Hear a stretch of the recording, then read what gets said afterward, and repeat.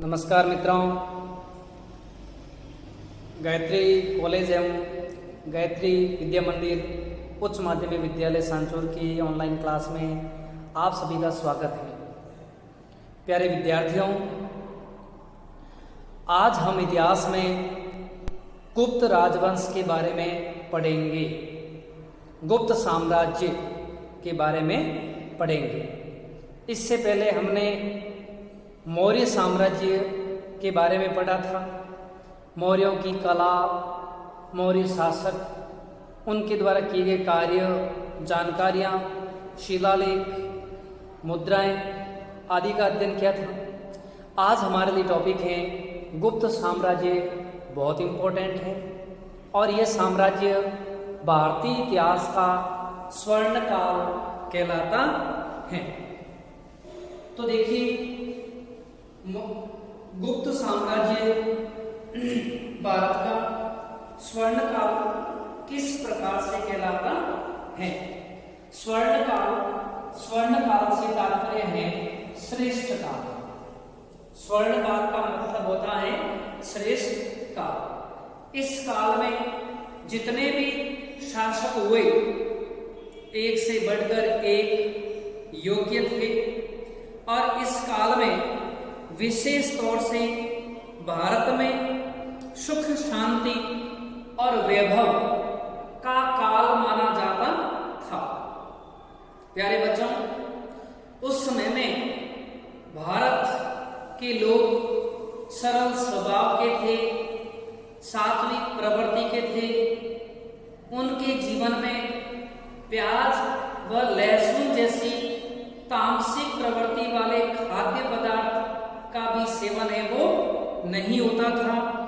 वे हमेशा शांति की राह पर चलने का प्रयास है वो करते थे। ठीक है, अपराध तो न के बराबर थे। अपराध करने में कोई अपना शौर्य नहीं समझते थे। इसके अलावा जो मौर्य काल में सम्राट अशोक ने जो उपदेश दिए थे, वे उपदेश सही रूप में दृष्टिगोचर गुप्त काल में होते दिखाई दे रहे थे। मौर्य शासकों के बाद भारत में पहला ऐसा साम्राज्य था गुप्त साम्राज्य। मौर्य शासकों के बाद पहला इतना विस्तृत साम्राज्य गुप्त साम्राज्य था जिसने पूरे भारतवर्ष में राजनीतिक एकता स्थापित करने का प्रयास किया था। और विशेष तौर से उस समय में भारत में आर्थिक दृष्टि से, सामाजिक दृष्टि से, आध्यात्मिक दृष्टि से व कला, साहित्य, शिल्प व विद्वानों के आश्रयदाताओं के रूप में तमाम तरीके से हम देख सकते हैं कि भारत की अत्यधिक है वो उन्नति है वो किस काल में हुई थी, गुप्त काल में। अपराधियों को कठोर दंड दिए जाते थे। ऐसा माना जाता है कि इस कारण से अपराध न के बराबर थे। लोगों में अपराध की प्रवृत्तियां बिल्कुल भी नहीं थी। इस कारण से लोग घरों में ताले नहीं लगाते थे। लोग अपने घरों में किसी भी तरीके से ताले आदि हैं वो नहीं लगाते थे, क्योंकि उनको किसी भी तरीके से भय है वो नहीं था। वे आराम से स्वच्छंद तरीके से अपना जीवन यापन है वो करते थे। गुप्त काल में विभिन्न प्रकार के मंदिरों का निर्माण हुआ, विभिन्न प्रकार के गुफा चित्र निर्मित हुए। इसके अलावा अपन देख सकते हैं कालिदास हैं और ऐसे कई विद्वान, विष्णु शर्मा है, हरिशेन है, ऐसे कई विद्वान थे जिन्होंने उच्च कोटि के साहित्य लिखे थे, जो आज भी हमारे भारत की एक अमूल्य निधि माना जाता है।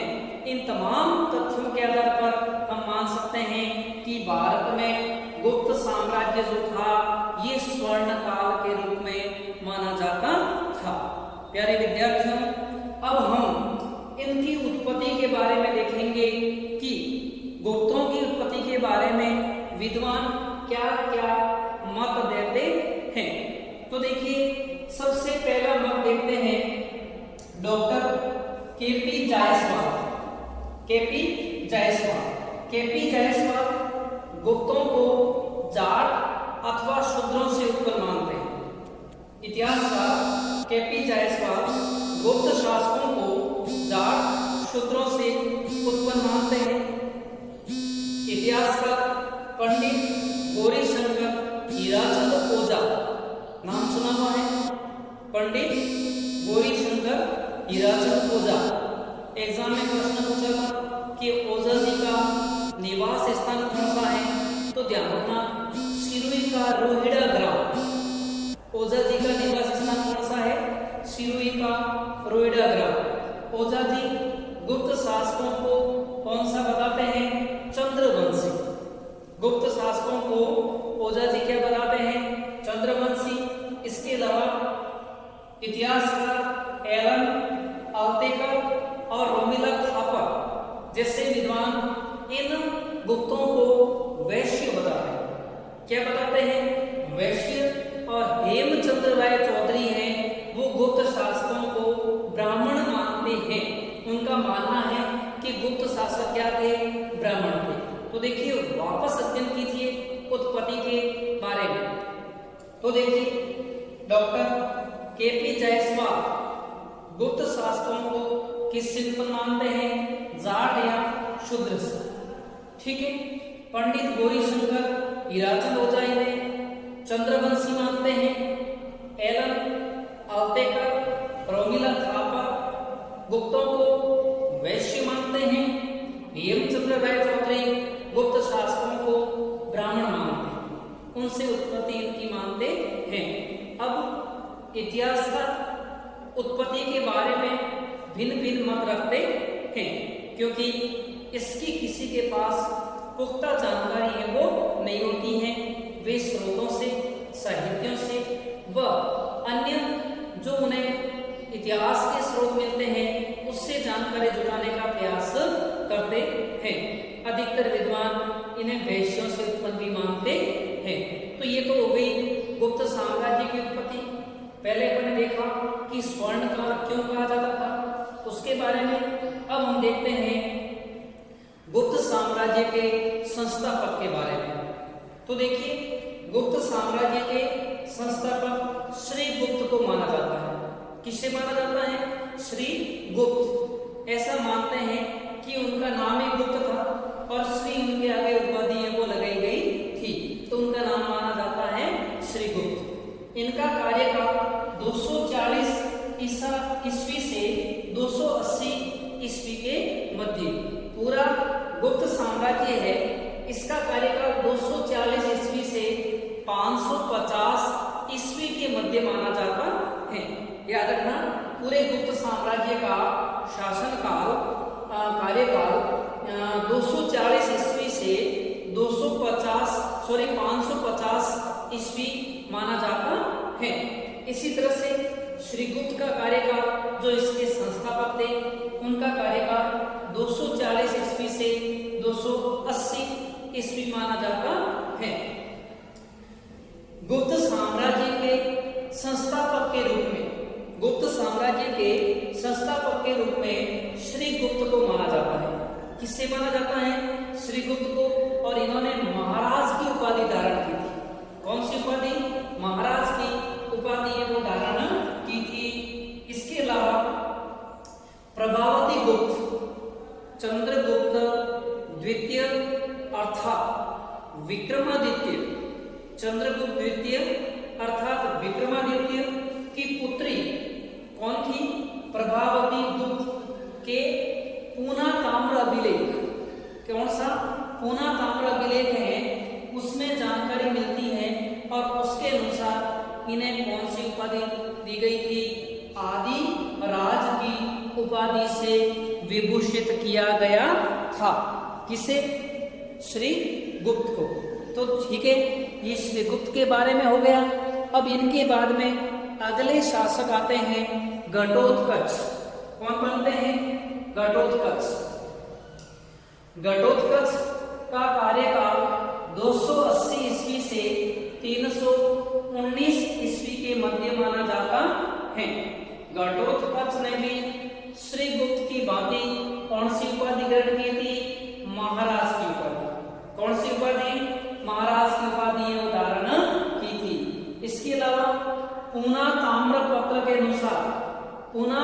ताम्रपत्र के अनुसार घटोत्कच प्रथम गुप्त वंश का राजा था, गुप्त वंश का प्रथम राजा था। ऐसी जानकारी कौन से स्रोत से मिलती है? पुनः ताम्रपत्र से इसकी जानकारी मिलती है।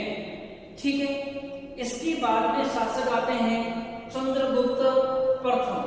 देखिए आपके सामने कंफ्यूजन ये हो जाएगा कि सर चंद्रगुप्त मौर्य भी है, यहाँ पर भी चंद्रगुप्त है, तो ये आपको थोड़ा कंफ्यूजन दूर करना चाहिए। मौर्य काल में चंद्रगुप्त मौर्य है और गुप्त काल में चंद्रगुप्त प्रथम, और इसके बाद आगे आएंगे चंद्रगुप्त द्वितीय अर्थात विक्रमादित्य, वो आपको पढ़ा देंगे। लेकिन अभी आपके दिमाग में मौर्य काल को छोड़ के कहाँ आना है? गुप्त काल। और ये चंद्रगुप्त हैं, ये कौन से काल के हैं? गुप्त काल के। ठीक है, तो चंद्रगुप्त प्रथम इनका कार्यकाल 319 ईस्वी से 334 ईस्वी माना जाता है। किसका कार्यकाल? चंद्रगुप्त प्रथम। ठीक है, इसके बाद देखिए इन्होंने कौन सी उपाधि धारण की थी? महाराजाधिराज। देखिए प्राचीन काल में कोई भी शासक अच्छा कार्य करने पर, कोई बड़ी विजय प्राप्त करने पर या अन्य धार्मिक या सामाजिक अवसरों पर वे विभिन्न प्रकार की उपाधियां धारण करते थे। तो उन्होंने कौन सी उपाधि धारण की? महाराजाधिराज की उपाधि गुप्त वंश के शासक चंद्रगुप्त प्रथम ने धारण की थी। ठीक है भैया, अब देखिए चंद्रगुप्त प्रथम को ही गुप्त साम्राज्य का वास्तविक संस्थापक माना जाता है। ध्यान रखना, गुप्त साम्राज्य के संस्थापक किसे कहते हैं? श्रीगुप्त को। लेकिन गुप्त साम्राज्य के वास्तविक संस्थापक चंद्रगुप्त प्रथम को कहा जाता है। क्यों? क्योंकि पहली बार गुप्त साम्राज्य का एक विशाल साम्राज्य जो स्थापित करने में सफलता प्राप्त की थी, वो किसने की थी? चंद्रगुप्त प्रथम ने। इसलिए चंद्रगुप्त प्रथम का काल या चंद्रगुप्त प्रथम को गुप्त साम्राज्य का वास्तविक संस्थापक कहा जाता है। समझ में आई बात? संस्थापक कौन हो गए? श्रीगुप्त, और वास्तविक संस्थापक कौन हो गए? चंद्रगुप्त प्रथम। ठीक है, गुप्त शासकों ने सबसे पहले सोने के सिक्के, ध्यान रखना भारत में, वापस कह रहा हूं ध्यान देना, भारत में सबसे पहले सोने के सिक्के कुषाण शासकों ने चलाए थे। ठीक है, लेकिन सर्वाधिक सोने के सिक्के किस काल में चले थे? गुप्त काल में, गुप्त साम्राज्य में चले थे। और गुप्त साम्राज्य में सबसे पहले सोने के सिक्के चलाए थे चंद्रगुप्त प्रथम ने। किसने चलाए थे? चंद्रगुप्त प्रथम ने। ठीक है, जिस समय चंद्रगुप्त प्रथम का राज्याभिषेक हुआ था, राज्याभिषेक चंद्रगुप्त प्रथम का कब हुआ था? 319 ईस्वी में। 319 ईस्वी में जब इनका राज्याभिषेक हुआ था, और राज्याभिषेक के अवसर पर इन्होंने गुप्त संपत चलाया था। याद रखना भाई, गुप्त संपत कब चलाया था? तो 319 ईस्वी में। किसने चलाया था? तो याद रखना, गुप्त वंश के शासक चंद्रगुप्त प्रथम। ठीक है, क्यों? अपने राज्याभिषेक के समय। ठीक है, अब देखिए इन्होंने, चंद्रगुप्त प्रथम ने अपनी राजधानी पाटलिपुत्र को बनाया था। ठीक है, पाटलिपुत्र को पहली बार अपनी राजधानी बनाने वाले गुप्त वंश के शासक कौन थे? चंद्रगुप्त प्रथम। ठीक है, चंद्रगुप्त प्रथम ये मानते थे कि हमारा साम्राज्य संपूर्ण तरीके से सुरक्षित रहे, हमें आसपास में एक मित्र साम्राज्य प्राप्त हो और ताकि हम मजबूती के साथ शासन कर सके। इस नीति को ध्यान में रखते हुए उन्होंने लिच्छवी राजकुमारी कुमार देवी के साथ वैवाहिक संबंध स्थापित किए, अर्थात विवाह किया और राजा रानी प्रकार के सिक्के चलाए थे। ठीक है, लिच्छवी राजकुमारी कुमार देवी के साथ विवाह किया और उन्होंने वैवाहिक संबंध स्थापित करके अपने साम्राज्य को सुरक्षित किया, मित्र साम्राज्य प्राप्त किया एवं राजा रानी प्रकार के सिक्के वो चलाए थे। Thank you.